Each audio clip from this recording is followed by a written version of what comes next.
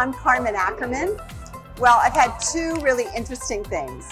One thing that happened to me is I once had a general manager who unfortunately did not understand the power of social media. We had just reopened the hotel. We had opened way too early. The hotel was not ready to open, and we had a few bad reviews along the way.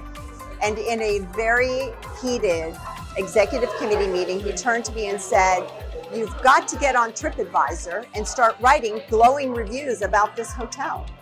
And I looked at him in front of everyone and I said, "Are you kidding me? That is the most unethical thing I've ever heard." The other one was actually something that had to do with my own husband, who wasn't my husband at the time. I was dating this very nice young man who was opening a brand new property in Palm Beach.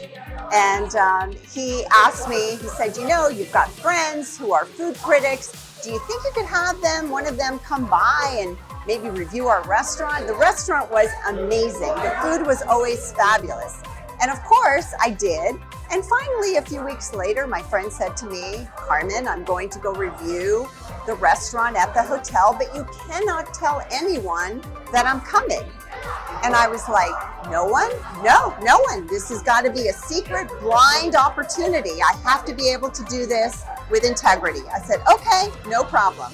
And of course he went, and he had the worst meal that they had served in the restaurant since it had opened.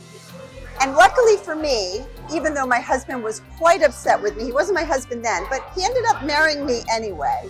So I think the bottom line is that our brand is our integrity, and you have got to always, above everything else, lead with that. We have to have integrity in our work.